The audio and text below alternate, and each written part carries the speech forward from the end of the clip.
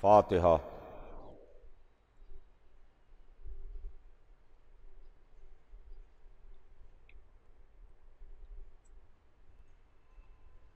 औज़ु बिल्लाहिस समील अलीम मिनश शैतानिर रजीम। बिस्मिल्लाहिर रहमानिर रहीम।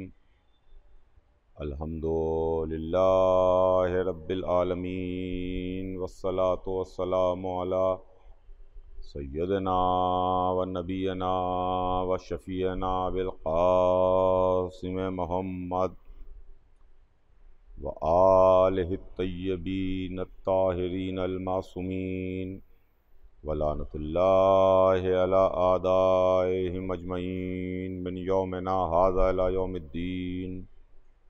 अम्मा बाद फ़क़द क़ालल्लाहु सुब्हानहु तबारक व तआला फ़ी किताबिहिल मुबीन व हुवा अस्दक़ुस सादिक़ीन। बिस्मिल्लाहिर रहमानिर रहीम।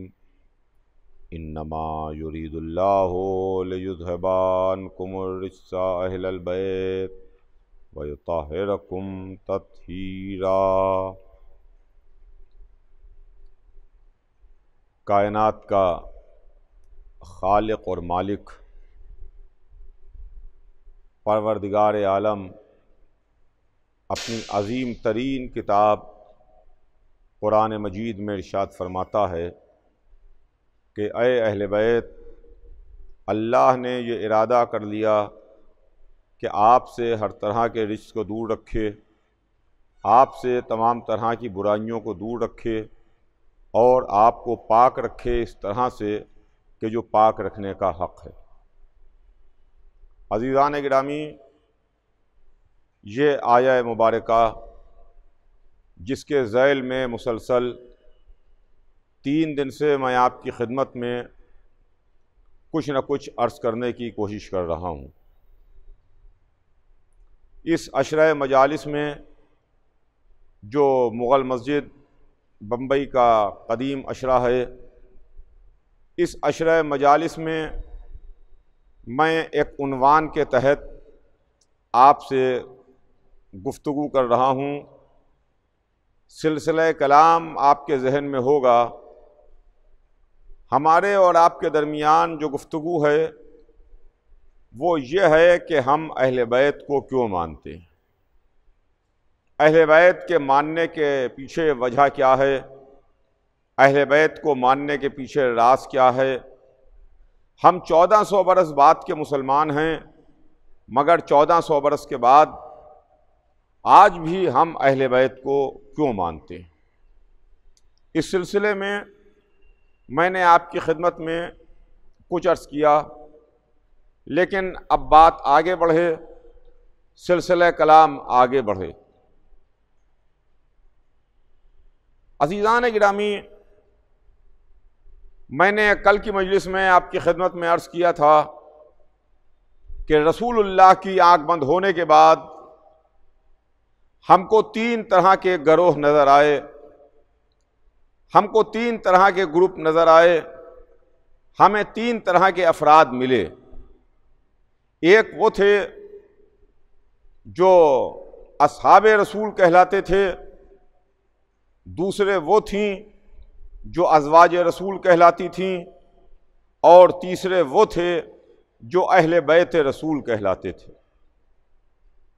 इनके मुताल्लिक़ जब हमने मालूम करना चाहा और हमने पूछा तो किसी गैर से नहीं पूछा, किसी दूसरे से नहीं पूछा, किसी छोटे मोटे से नहीं पूछा, हमने पूछा तो अल्लाह से पूछा, हमने पूछा तो कलामुल्लाह से पूछा, किताबुल्लाह से पूछा, और किताबुल्लाह ने तीनों का किरदार हमको बताया और पेश किया।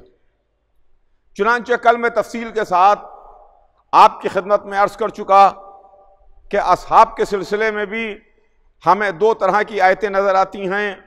कुछ अच्छी आयतें हैं, कुछ उनकी मजम्मत करती हुई आयतें हैं। कुछ आयतों में उनकी तारीफ़ है, कुछ आयतों में उनकी मजम्मत है। अज़वाज के सिलसिले में भी हमको 2 तरह की आयतें मिली, जिसमें कहीं अज़वाज रसूल की तारीफ़ है, कहीं उनको डांटा जा रहा है, उनकी मजम्मत की जा रही है।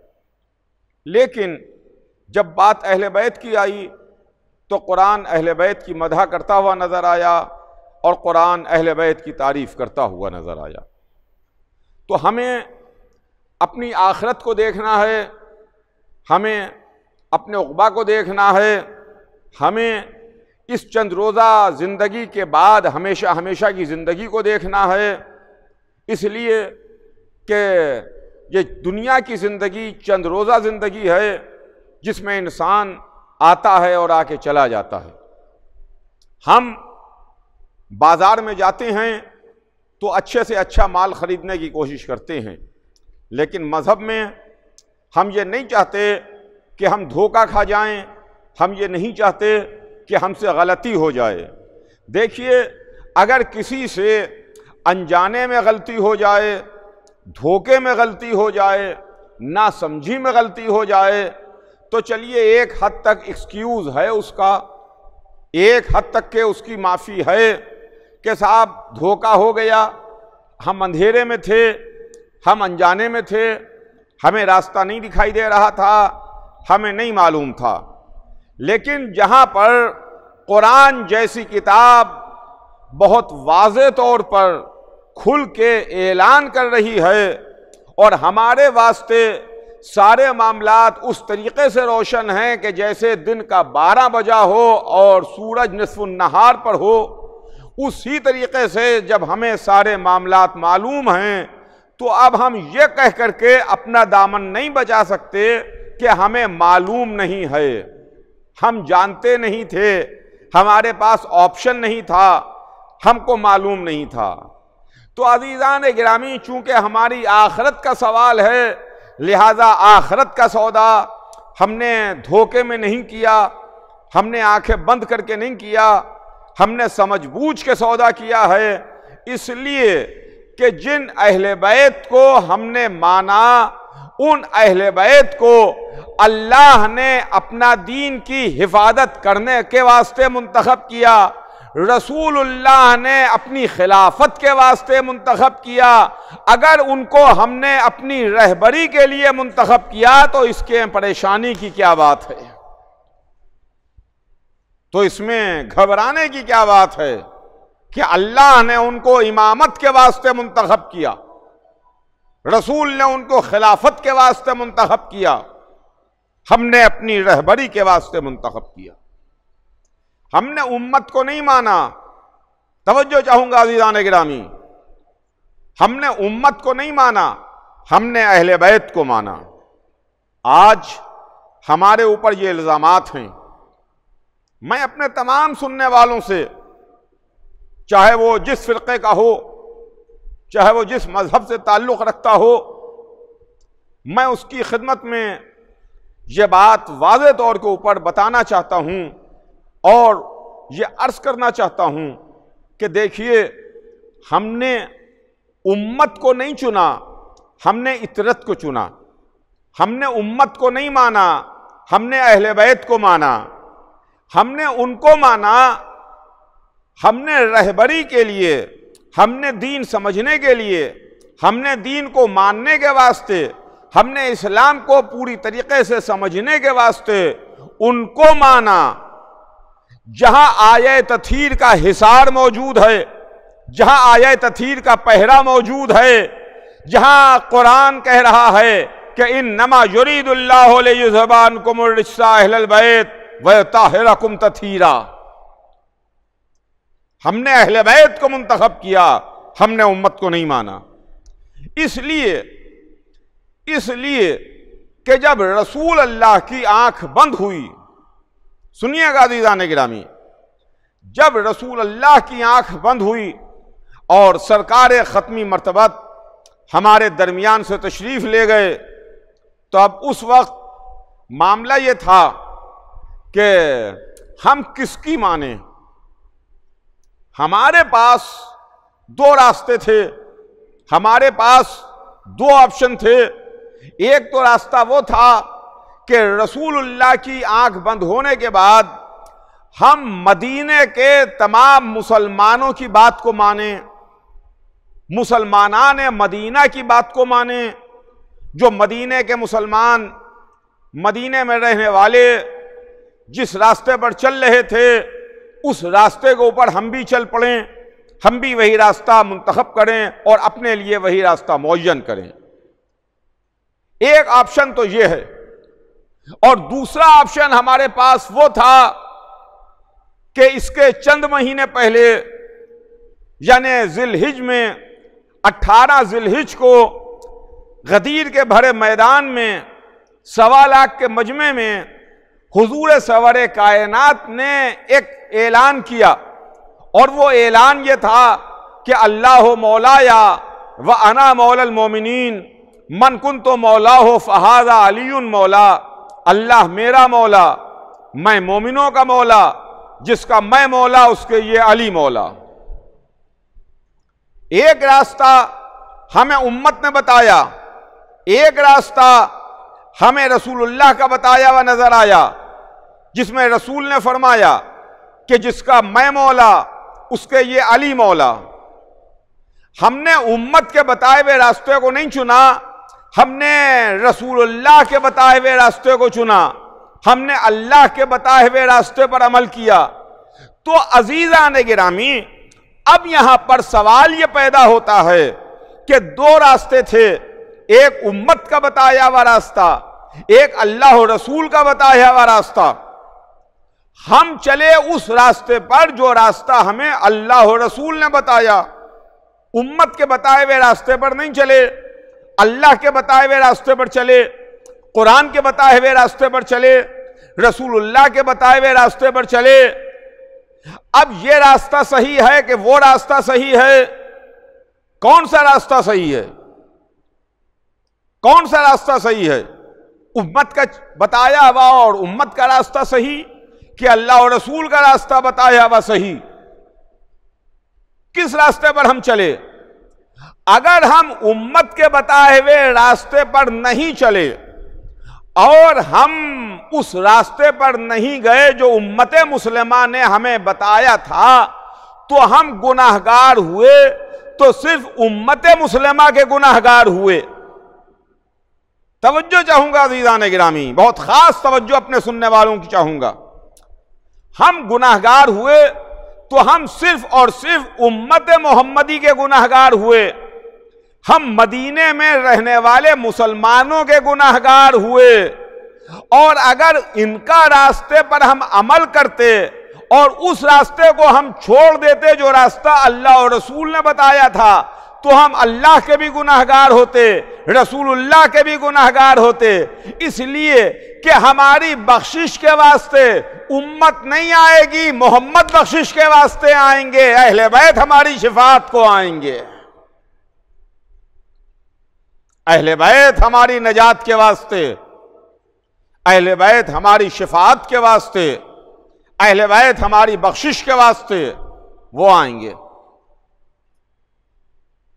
तो हमने अहले बैत के रास्ते को चुना, हमने अल्लाह और रसूल के रास्ते को चुना, इसलिए कि ये अहले बैत हैं। उम्मत के रास्ते पर हमने अमल नहीं किया।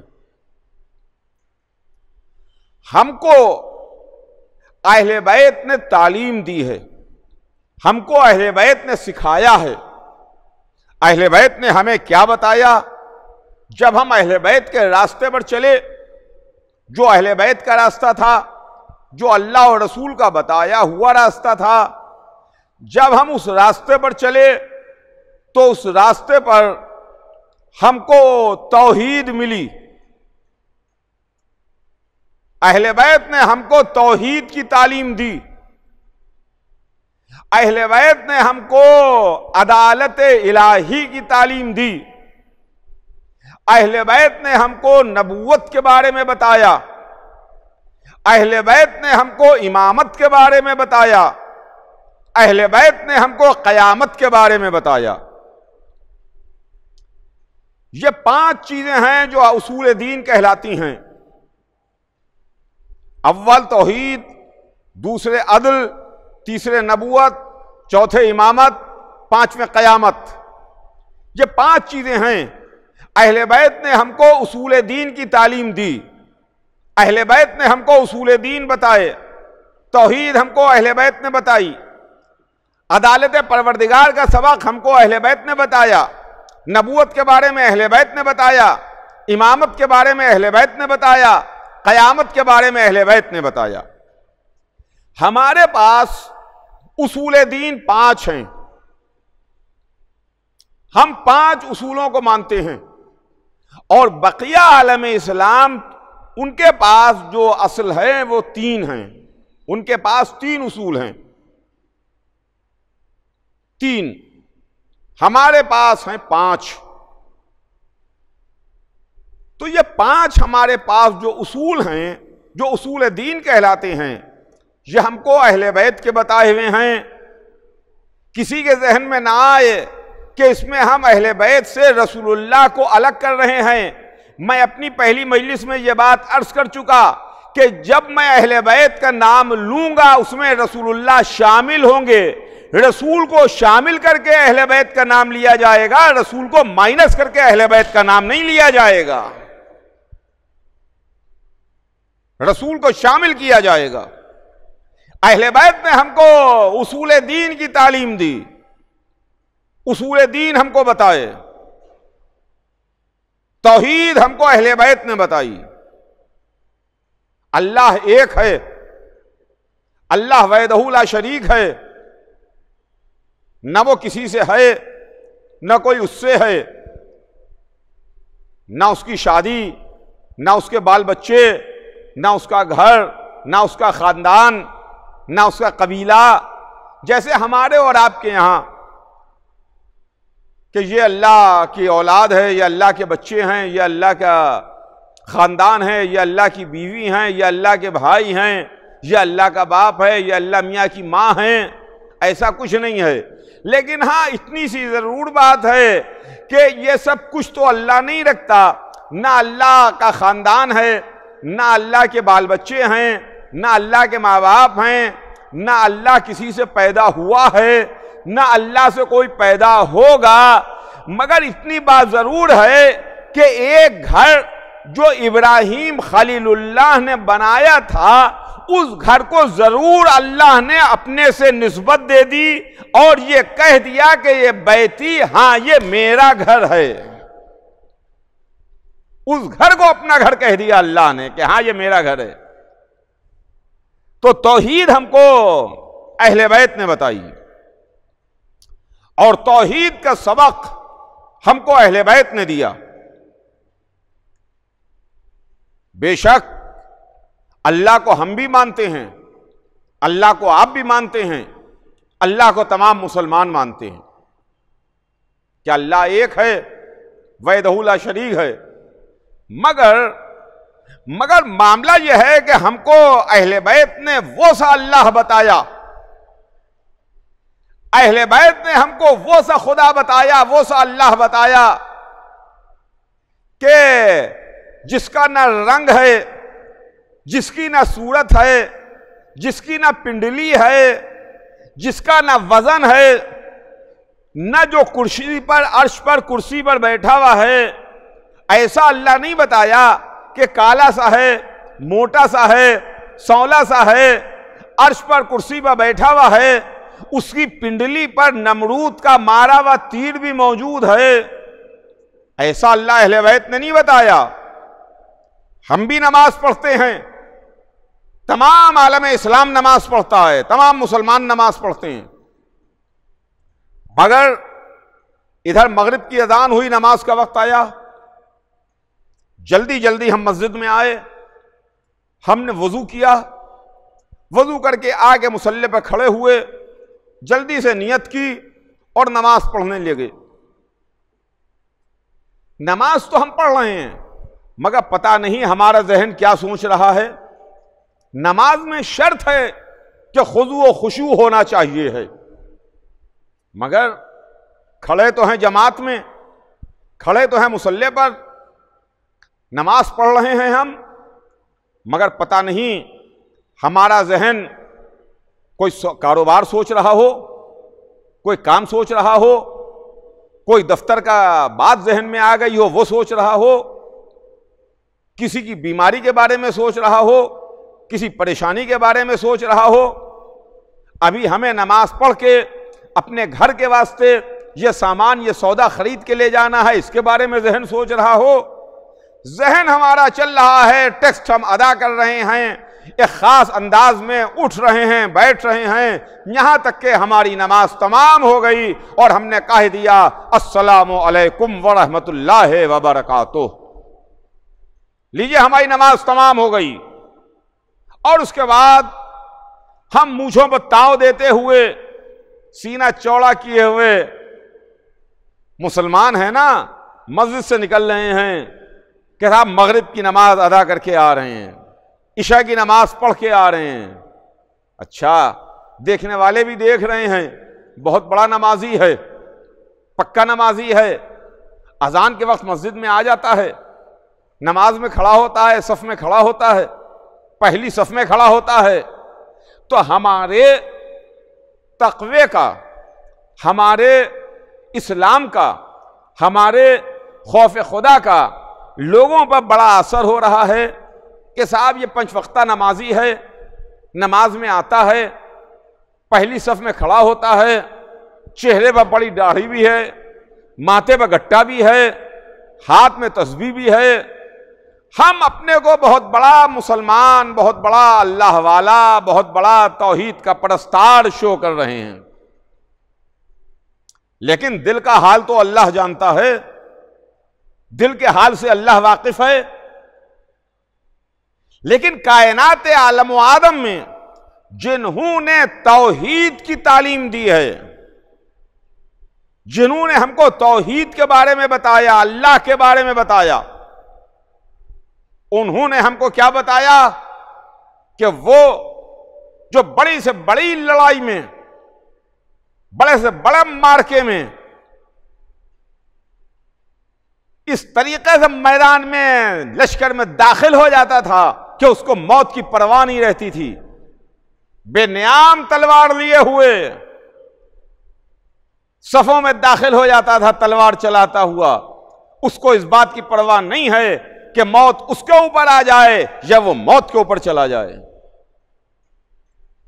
लेकिन वही शहसवार, वही बहादुर, वही जानिसार, वही मैदान का धनी जब वजू करता है तो चेहरे का रंग बदलने लगता है, जब मुसल्ले पर आता है तो हाथ पैरों में राशा आ जाता है, माथे का ऊपर पसीना है, चेहरे का रंग जर्द है, हाथ पैरों में राशा है। किसी ने आगे बढ़ के कहा, या अली, आपको हमने बड़ी बड़ी लड़ाइयों में देखा, बड़े बड़े मार्कों में देखा, बड़ी बड़ी जंगों में देखा, जहां पर आपकी ऐसी कैफियत नहीं होती जो कैफियत आपकी नमाज में मुसल्ले पर होती है। तो कहने वाले को अली ने डांट दिया, झड़क दिया, कहा तुझे क्या मालूम कि अली किसकी सरकार में हाजिर होता है, अली किसकी सरकार में हाजिर होता है। यह अली का मुसल्ले पर आना, यह अली के चेहरे का रंग बदलना, यह अली के जिस्म में हाथ पैरों में राशा होना, यह अली का सजदा करना तौहीद की तालीम दे रहा है, तौहीद को सिखा रहा है, तौहीद को बता रहा है कि देखो जब बंदा ऐसा है तो खुदा कैसा होगा, जब बंदा ऐसा है तो उसका खालिक कैसा होगा। तौहीद की तालीम हमको अहले बैत से मिली, तौहीद के बारे में हमको रसूलुल्लाह ने बताया। दावत अशीरा में यही तो कहा था ना, क़ुलू ला इलाहा इल्लल्लाह तुफ़्लिहू, कहो अल्लाह एक है, कहो अल्लाह एक है। इस पहाड़ी के पीछे एक लश्कर है, तुमने वो देखा नहीं है। खानदान वालों ने कहा था अशीरा में कि अब्दुल्ला के बेटे, चूंकि आपने हमसे कोई गलत और लगो बात नहीं कही, लिहाजा हम आपकी ज़बान, आपके बयान इस पर यकीन करते हैं, भरोसा करते हैं कि आप हमेशा सच बोले, सादिक हैं आप कह रहे हैं तो हम इस पहाड़ी के पीछे लश्कर को मान लेंगे। तो उस पर रसूलुल्लाह ने जवाब दिया कि सुनो, जिस तरह बगैर देखे मेरी जबान पर, मेरे कौल पर तुम इस बात को मानोगे कि पहाड़ी के पीछे लश्कर है जिसको तुमने नहीं देखा है मगर मेरे कहने पर मान लोगे, उसी तरीके से मेरे कहने पर इस बात को मानो कि अल्लाह एक है, वहदहू ला शरीक है, वो खालिक है, मालिक है, वो कायनात को खल्क करने वाला है। रसूलुल्लाह ने अल्लाह को बताया, अली ने अल्लाह को बताया, और उसके बाद यूं तो हमारे हर इमाम ने हमें तौहीद की तालीम दी है, मगर वक्त नहीं है जो तफसील के साथ अर्ज करूं,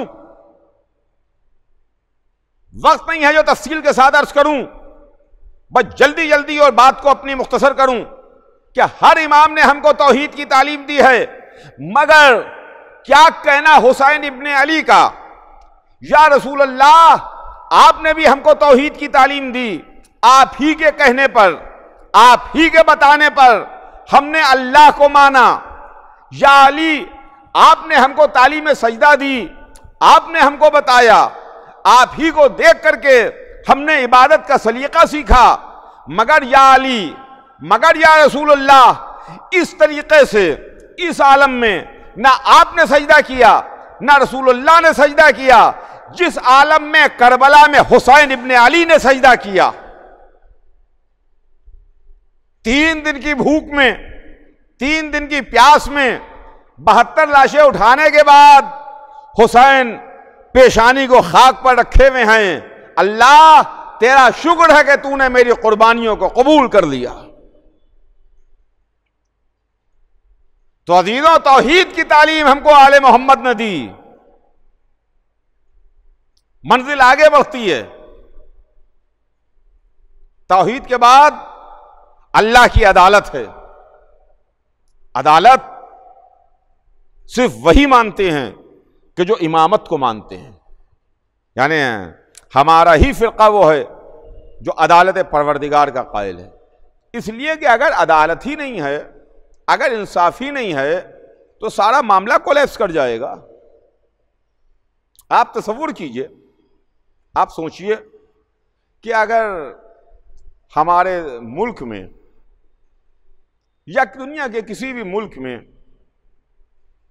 कॉन्स्टिट्यूशन है,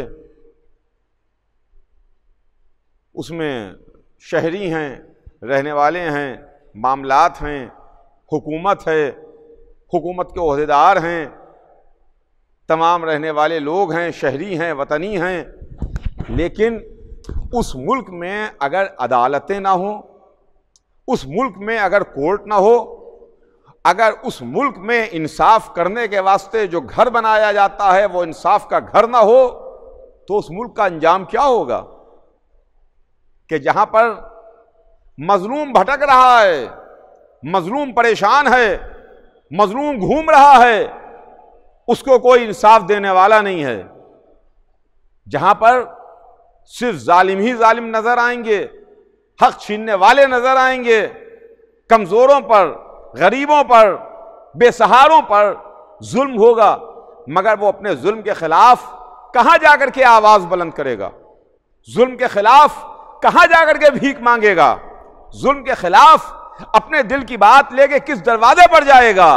अजीजान गिरामी, इसीलिए तो अदालत है और अदालत परवरदिगार है कि जहां पर कह दिया गया, कुरान में साफ साफ कह दिया, वमन यामल मिस्काला ज़र्रता खैरन यरा वमन यामल मिस्काला ज़र्रता शर्रन यरा, यानी वो दिन, कयामत का दिन, जिस दिन देख लेगा इंसान, जिसने जर्रा बराबर भी खैर किया है वो भी देख लेगा, जर्रा बराबर शर किया है वो भी देख लेगा।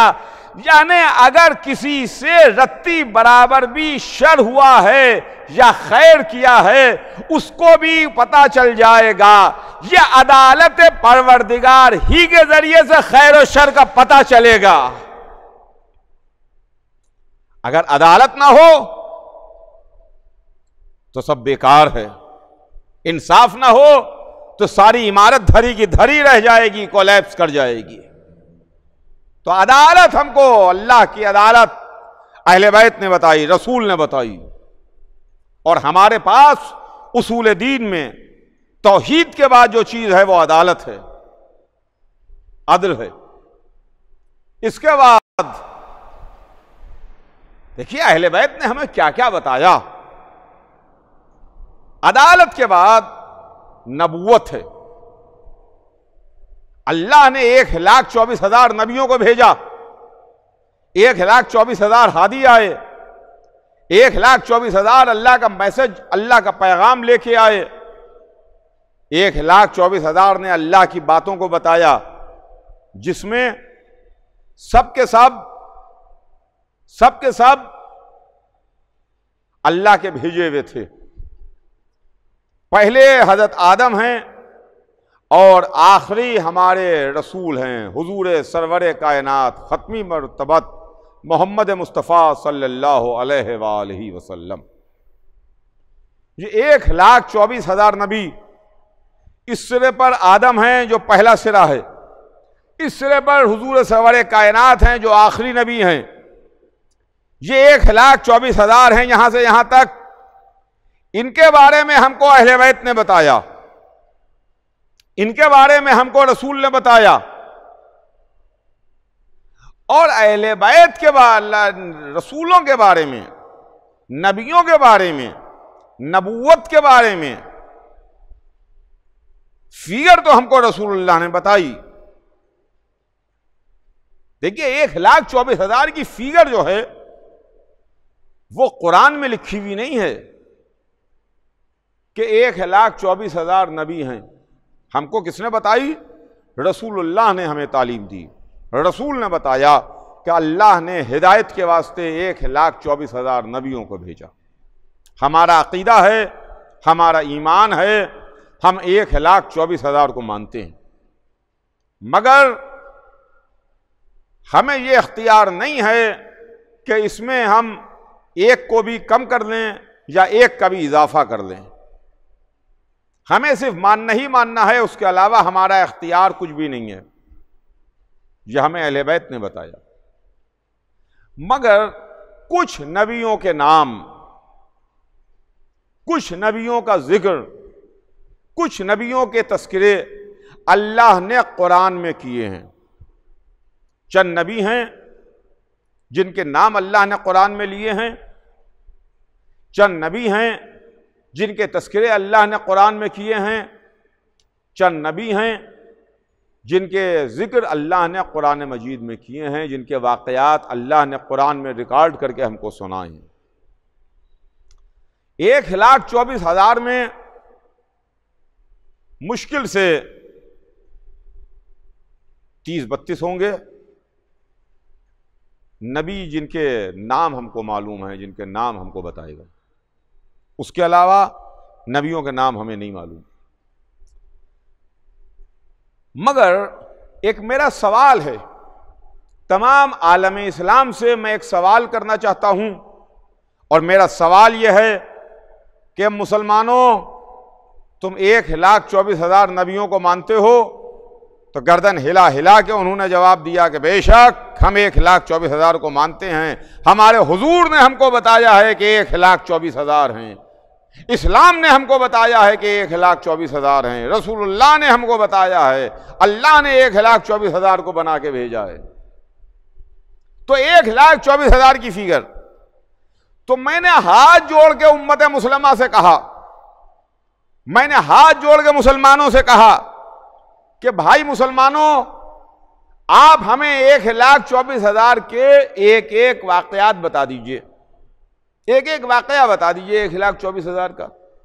कम से कम बड़े लोगों के, अल्लाह वालों के, मुंतखब करदा परवरदिगार लोगों के एक एक वाकया हमारे पास होगा, तो कम से कम हमारी रहबरी के लिए, हमारी हिदायत के लिए, हमें रोशनी और रास्ता दिखाने के वास्ते 1,24,000 वाकयात होंगे। एक बहुत बड़ी और बहुत मोटी और बहुत मुफस्सल किताब हमारे पास होगी, जो अखलाक की किताब होगी, सीधे रास्ते पर चलने वाली किताब होगी, सीधा रास्ता बताने वाली किताब होगी, रोशनी और हिदायत दिखाने वाली किताब होगी। 1,24,000 वाक़यात अगर हमको मिल जाएं, तो उलमा इस्लाम ने कहा कि नहीं भाई, हम 1,24,000 वाक़यात तो नहीं बता सकते, हमारे पास सबके वाक़यात नहीं हैं, बस थोड़े ही से वाक़यात हैं जिनको हमें बताया गया है, हमारे पास वाक़यात नहीं है। तो हमने फौरन दूसरा सवाल किया कि अच्छा, आपके पास अगर वाक़यात नहीं हैं तो हमें यह बताइए कि 1,24,000 किन किन इलाकों में तशरीफ़ लाए, अल्लाह ने किन किन मुल्कों में, किन किन इलाकों में, किन किन शहरों में, किन किन करियों में, कहाँ कहाँ अल्लाह ने उन नबियों को भेजा, ताकि हमें पता चले कि इस इलाके में, इस शहर में, इस करिए में, इस मुल्क में नबी अल्लाह का भेजा हुआ आया है। तो उनका जवाब यह आया कि नहीं भाई, हमको भी नहीं मालूम, हमको नहीं मालूम, हम आपको नहीं बता सकते कि किन किन इलाकों में नबी आए 1,24,000। तो उलमा इस्लाम ने इस सवाल का जवाब भी देने से इनकार कर दिया। अब तो हमने तीसरा सवाल किया, अच्छा आपको यह नहीं मालूम तो हमें यह बताइए कि 1,24,000 का खानदान क्या था, खानदान के बारे में हमें बताइए, तो हमें उनके खानदान की तफसीलात मालूम हो जाएं। उलमा इस्लाम ने खानदान की तफसीलात भी बताने से इनकार कर दिया कि हमारे पास 1,24,000 के खानदान की तफसीलात भी नहीं है। तो फिर हमने हाथ जोड़ के उलमा इस्लाम से अर्ज की कि ठीक है, फिर हमारे एक सवाल का जवाब दे दीजिए, यह बता दीजिए कि 1,24,000 किस तारीख को, किस सन में पैदा हुए और कब ये दुनिया से तशरीफ ले गए, सिधार गए, इनकी तारीख़ विलादत, इनकी तारीख़ वफ़ात वगैरह ये सब आप हमको बताइए। तो उलमा इस्लाम ने मेरे इस सवाल का जवाब देने से इनकार किया, कहा नहीं भाई, हम आपको नहीं बता सकते कि उनकी तारीख़ विलादत क्या है या तारीख़ वफ़ात क्या है। मैं सवाल पर सवाल करता जा रहा हूं, उलमा इस्लाम हाथ जोड़ते जा रहे हैं, इनकार कर रहे हैं, ना हमें वाक़यात मालूम हैं, ना हमें इलाके मालूम हैं, ना हमें ख़ानदान मालूम है, ना हमें तारीख़ विलादत, तारीख़ वफ़ात मालूम है, कुछ भी नहीं मालूम है। तो फिर आखिर में हमने हाथ जोड़ के अर्ज़ की कि उलमाए इस्लाम कम से कम हमारा अक़ीदा 1,24,000 पर है, तो आप हमें 1,24,000 के सिर्फ और सिर्फ नाम बता दीजिए, सिर्फ और सिर्फ नाम बता दीजिए। तो उलमा इस्लाम ने नाम बताने से भी मना कर दिया कि नहीं, हमें 1,24,000 के नाम नहीं मालूम हैं, 1,24,000 के हम नाम नहीं बता सकते, हमें मालूम नहीं है। तो हमने कहा यह तो बड़ी अजीब बात है कि हम मान तो रहे हैं, फिगर हमारे पास है मैथमेटिकल 1,24,000, यानी 1,24,000 में हम 1,23,999 भी नहीं कर सकते, हम 1,24,001 भी नहीं कर सकते, 1,24,000 मैथमेटिकल फिगर, तो हमें 1,24,000 के नाम भी नहीं मालूम। तो हमने कहा यह कौन सी बात है कि हम तो माने बैठे हुए हैं, ना आपको वाक़यात मालूम हैं, ना आपको इलाके मालूम हैं, ना आपको तारीख़ विलादत और वफ़ात मालूम है, ना आपको नाम मालूम है, तो फिर आप उनके ऊपर क्यों एतराज़ करते हैं? हम जिन 12 को मानते हैं, आप उनको क्यों नहीं मानते कि जिन 12 के नाम भी मालूम हैं, जिनके पते भी मालूम हैं, जिनके वाक़यात भी मालूम हैं, जिनके ख़ानदान भी मालूम हैं, जिनकी तारीख़ विलादत भी मालूम है, जिनकी तारीख़ शहादत भी मालूम है, ये भी मालूम है कि 11 शहीद कर दिए गए हैं, एक जिंदा मौजूद है। अज़ीज़ान गिरामी, हम अहले बैत को क्यों मानते हैं?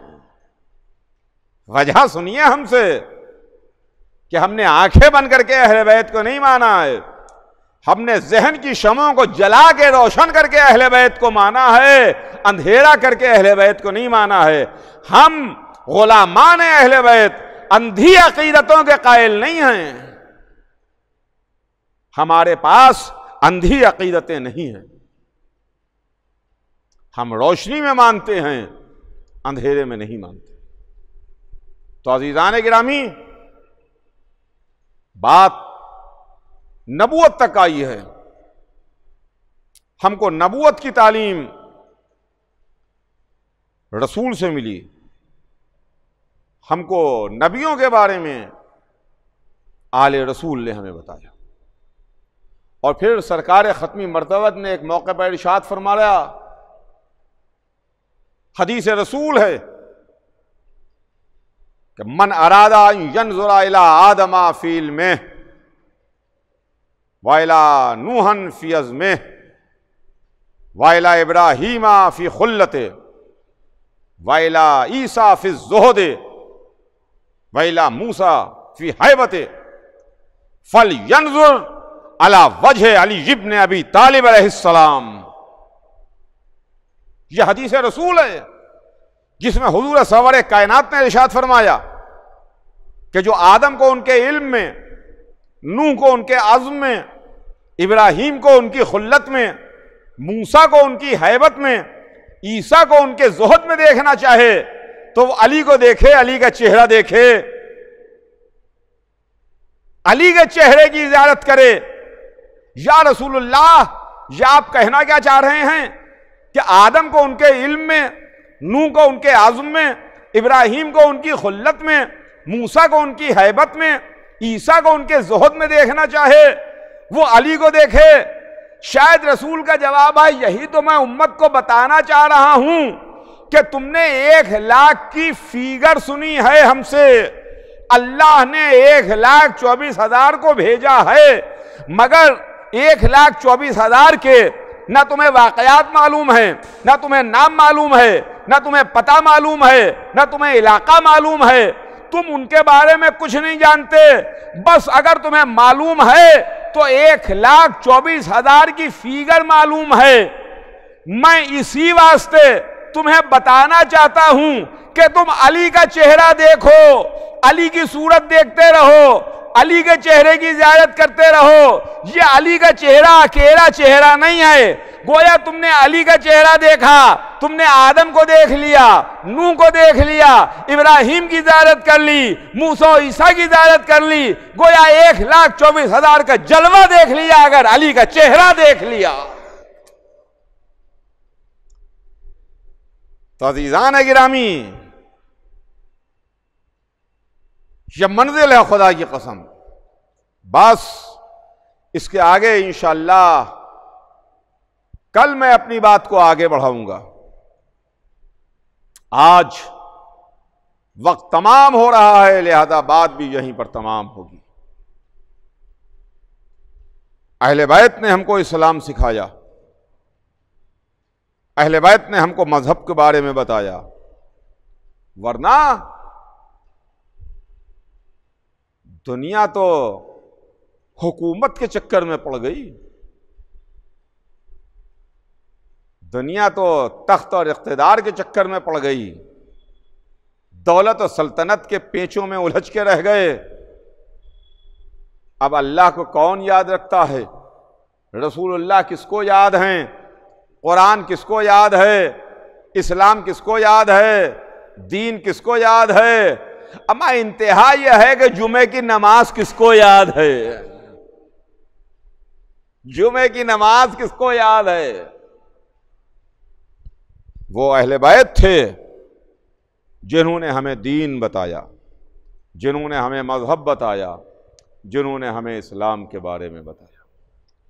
और अजीजों, इसी इस्लाम को बचाने के वास्ते मोहम्मद का नवासा मदीने से चला और दूसरी मुहर्रम को करबला पहुंचा।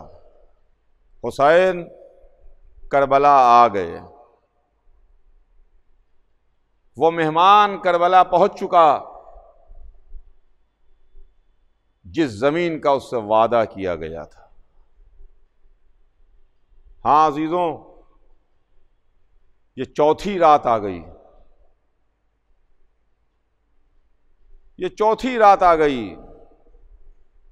ये रातें गम की रातें हैं, ये रातें अज़ा की रातें हैं, ये रातें बुका की रातें हैं। अब इन रातों में हम असहाब हुसैनी का जिक्र करते हैं, हम हुसैन के नासुनों पर आंसू बहाते हैं। हाँ हाँ, हुसैन जानिब इराक तशरीफ लिए जा रहे थे कि रास्ते में हुर का रिसाला मिला। हुर के काफिले ने रास्ता रोका। हुर ने आगे बढ़कर लजाम फरस पर हाथ रख दिया था। लजाम फरस पर हाथ रखा तो हुसैन ने एक जुमला कहा कि तेरी मां तेरे मातम में रोए, तेरी मां तेरे मातम में बैठे। आया हुर, क्या कर रहा है तू? हुर कांप गया। कहा, फर्जंद रसूल, मैं आपकी मादर गिरामी के वास्ते कुछ नहीं कह सकता। आपकी वालिदा आलमीन की औरतों की सरदार हैं, खातून जन्नत हैं, रसूलुल्लाह की बेटी हैं, मगर मैं आपकी मां के बारे में कुछ नहीं कहूंगा। हुर ने रास्ता रोका और हुसैन सरजमीन करबला पर आए। लेकिन हुर को अंदर ही अंदर एक कसक थी। हुर को अंदर ही अंदर एक एहसास था जो परेशान कर रहा था तो लश्करे यजीद में, था तो उस तरफ जो रास्ता बातिल का रास्ता था, जो जुल्मत का रास्ता था, जो अंधेरों का रास्ता था, जो जहन्नम का रास्ता था। और अजीजान गिरामी सुनिएगा, मैं अपने तमाम सुनने वालों को एक ये पैगाम देना चाह रहा हूं कि सुबह आशूरा जनाबे हुर का इमाम हुसैन की खिदमत में आना उन तमाम लोगों के वास्ते रास्ते खोल रहा है कि जिनकी जिंदगियां अभी तक अंधेरों के रास्ते पर गुजरी हैं, बातिल के रास्ते पर गुजरी हैं, जुल्म के रास्ते पर गुजरी हैं। अगर वो किसी वजह से हिम्मत न कर पा रहे हों कि अरे साहब, मेरी इतनी जिंदगी बातिल के रास्ते पर गुजर गई, इतनी जिंदगी गलत रास्ते पर गुजर गई, इतनी जिंदगी जहन्नम के रास्ते पर गुजर गई, अरे अब हम क्या करें? आओ आगे हुर से सबक लो, जिसने पूरी जिंदगी यजीद के रास्ते पर गुजारी मगर जिंदगी के चंद आखिरी लम्हे हुसैन के रास्ते पर गुजारे, तो उसका रिवार्ड ये मिला, उसका इनाम में ये मिला, उसका सिलहा ये मिला कि फातिमा जहरा का रुमाल मिला, हुसैन का जानू मिला। सुबह कयामत तक चाहने वालों के सलाम मिल रहे हैं, चाहने वालों के सलाम मिल रहे हैं। शबे आशूर पूरी रात टहल रहा था, पूरी रात अपने खेमे में टहला है। किसी ने आगे बढ़ के कहा, हुर, आज ऐसी तेरी कैफियत देख रहा हूं जैसी इसके पहले कभी नजर नहीं आई। कि क्या बात है? तू तो अरब का बहुत बड़ा बहादुर है, शहसवार है, बहुत बड़ा सिपाही है, बहुत बड़ा सरदार है। ये तेरी क्या कैफियत है? कि तेरे हाथ पैरों में राशा क्यों है? तेरे चेहरे का रंग क्यों बदला हुआ है? तेरे पास तो लश्कर है, तेरे पास तो सिपाही हैं, तेरे पास तो बहता हुआ दरिया है, तेरे पास तो खाने के वास्ते सब कुछ है, उसके बाद ये तेरी कैफियत हो रही है। तो हुर ने डांट दिया, झड़क दिया, कहा तुझे क्या मालूम कि मैं क्या सोच रहा हूं? मैं अपने को दोज़ख और जन्नत के रास्ते पर तौल रहा हूं। मैं ये सोच रहा हूं कि दोज़ख के रास्ते पर बाकी रहूं या जन्नत की तरफ चला जाऊं, जन्नत की तरफ चला जाऊं। अजीजों, शबे आशूर ये हुर सोच रहे थे कि जन्नत की तरफ चला जाऊं। रात तमाम हुई, आशूर की सुबह नमूदार हुई। हुर अपने बेटे को लिए हुए, अपने गुलाम और भाई को लिए हुए हुसैन की खिदमत में पहुंचा। अपने सर को हुसैन के कदमों पर रख दिया, हाथों को जोड़े हुए था। एक जुमला कहा, फर्जंद रसूल या अबा अब्दुल्ला हल्ली तौबा, क्या मेरे वास्ते तौबा है कि मेरी खता माफ हो सकती है? हुसैन ने हुड को उठाया, अपने सीने से लगाया। यह हुड का एक सफर था जो हुसैन के कदमों से शुरू हुआ, हुसैन के सीने पर आके तमाम हो गया। हुसैन ने हुड को कलेजे से लगा के कहा, हुड क्या खूब तेरी माँ ने तेरा नाम रखा, क्या खूब तेरी माँ ने तेरा नाम रखा। तू दुनिया में भी आजाद है, तू आखिरत में भी आजाद है, तू यहां भी आजाद है, तू वहां भी आजाद है।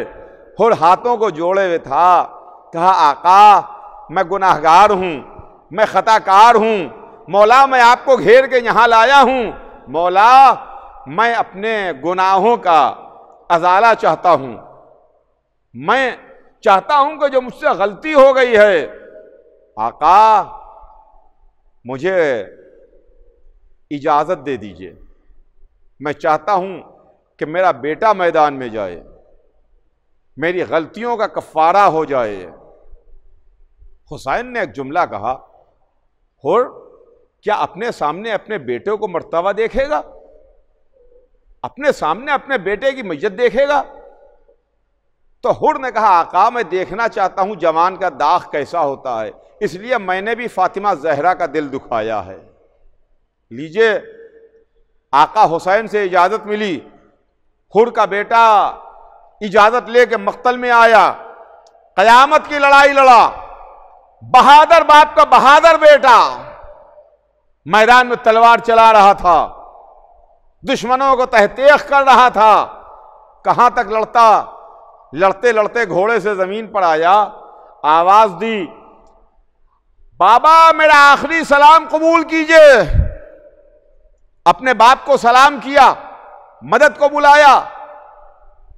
बूढ़ा बाप था, तेजी से चलता हुआ बेटे के सरहाने पहुंचा। अब जो देखा तो मंजर ही कुछ अजब था। हुसैन पहले से मौजूद थे, हुसैन पहले ही तशरीफ ला चुके थे। हुड के बेटे का सर हुसैन के जानू पर था।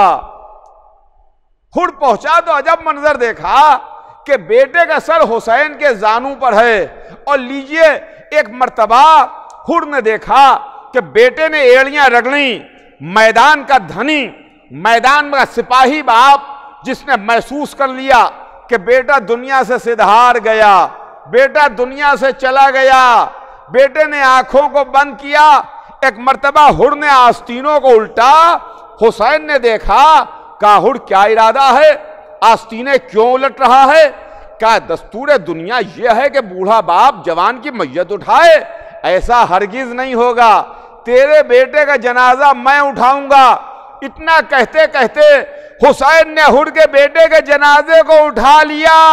मैं कहूंगा हुड, शर्त वफा यह है कि असरे आशूर आ जाना, जब हुसैन अपने 18 बरस के कलियल जवान की मैयत उठा रहा हो, कोई सहारा देने वाला ना हो, कोई मदद करने वाला ना हो। ज़ैनबे कुबरा खेमे का पर्दा उलट के निकली, अरे मेरे लाल अली अकबर, क्या 18 बरस इसी दिन के लिए पाला था।